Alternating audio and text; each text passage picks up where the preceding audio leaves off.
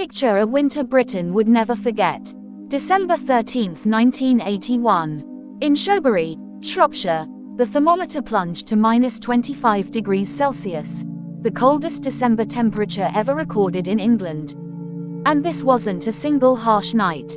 It was the beginning of 7 relentless weeks that would push the country to its limits, in a way not seen since 1963, and remembered forever as the Great Winter of 1981-82.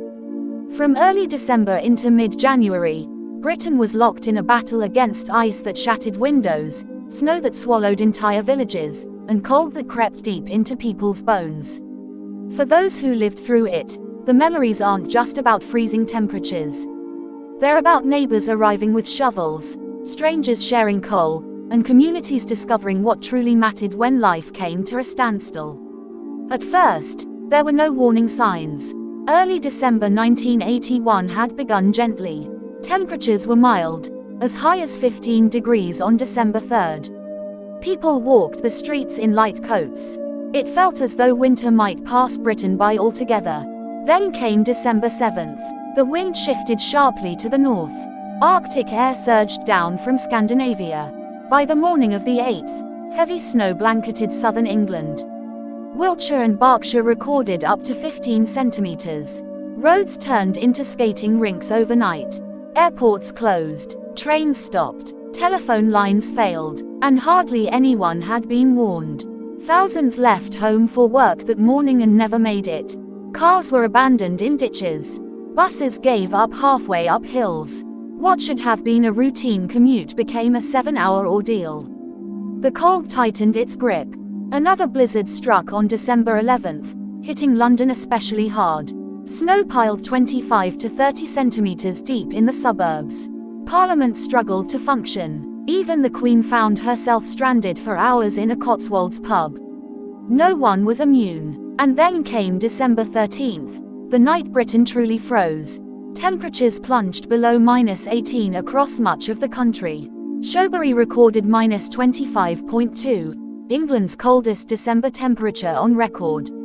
Wales dropped to -22.7 at Corwen. Records that had stood for more than a century were shattered in a single night. The seas turned violent too. 2 ships sank in the English Channel that week as gale force winds whipped snow into blinding storms. Sea defences were breached along the Bristol Channel. Then, on December 19th, tragedy struck off the Cornish coast. The Penly lifeboat capsized while attempting a rescue. 16 lives were lost, brave men claimed by a storm that should never have been faced. Britain mourned, but the cold showed no mercy.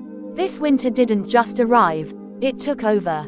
Breath froze in midair. Thick ice formed on the inside of windows, not delicate frost, but solid sheets that needed knives to scrape away. Mornings became exercises in survival. Bedrooms felt like freezers. Bathrooms were worse. Getting dressed meant moving fast. Central heating was a luxury few families had. Most relied on a single coal fire downstairs, one room with warmth. The rest of the house became Arctic. Families huddled together, wrapped in jumpers and blankets, hands stretched toward flames that barely warmed you unless you sat inches away. At night, people burrowed under layers of blankets, sometimes 4 or 5 deep. Clothes for the next day were laid out at the foot of the bed. Left in drawers, they froze solid. Some slept in their coats, not out of poverty, but necessity. Snow continued to fall. December 20th, then again on the 27th. Wave after wave. By Christmas Day, snow lay 33 centimeters deep around Lincoln and 10 inches across North London. And the real problem wasn't just the snow, it was the cold. Temperatures stayed below freezing for weeks. Nothing melted. Snow piled higher and higher. Rivers froze solid. Harbors iced over. Along parts of the southern coast, even the sea began to freeze, leaving blocks of ice stranded on beaches as the tide retreated. Inland, roads vanished beneath drifts reaching 6 meters high. Entire villages were cut off. No post, no deliveries, no way in or out. Households began stockpiling early. Tinned food, extra bread, bottles of milk lined up outside because fridges couldn't hold them all. Shops closed. Roads were blocked. If you forgot something, you did without, or knocked on a neighbor's door and hoped they had spare. Queues formed outside bakeries before dawn. People waited an hour for a single loaf. Sugar disappeared. Butter was rationed. In some villages, families went 2 weeks without fresh milk. Condensed milk in tea became normal. Power cuts were constant. Over 250,000 homes lost electricity. Snow-laden power lines failed. When the lights went out, everything stopped. No heating, no light, just candles, coal fires, and families sitting together in the dark, playing cards and telling stories until power flickered back. Schools closed, not for days, but weeks. For children, it felt like freedom. Sledges appeared from sheds. Tea trays vanished from kitchens. Every street claimed its own sledging hill. Clothes soaked through, gloves stiff with ice. Nobody cared. This was the winter of a lifetime. But behind the fun, life was hard.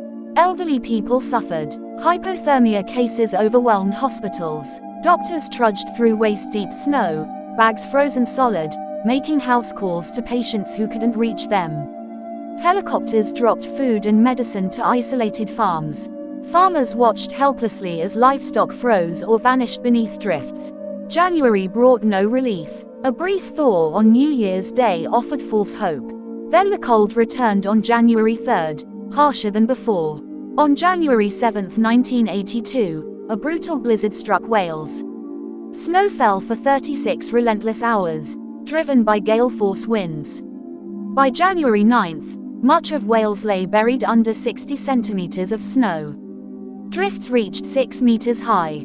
Cars disappeared. Houses became white mounds. Entire towns were cut off. The army moved in. Troops with shovels cleared roads meter by meter. Helicopters ferried supplies and evacuated the sick. Local radio stations became lifelines, coordinating help. Strangers in four-wheel drives became heroes. Then came January 10th, the coldest morning ever recorded in Britain. Braemar hit -27.2, matching a record set in 1895. In England, Newport, Shropshire recorded -26.1, the coldest temperature in over 300 years of records. That day, the warmest temperature in Braemar was -19. Breathing felt like inhaling glass. And yet, life carried on. Postman delivered, milkman tried, because that's what people did. By mid-January, the cold finally loosened its grip. Snow melted, roads reappeared, trains ran again. Britain, exhausted and soot-stained, began to breathe. The great winter of 1981-82 wasn't just about snow and records. It was about people, about community, about neighbors helping neighbors. We had less back then, but somehow, it felt like more.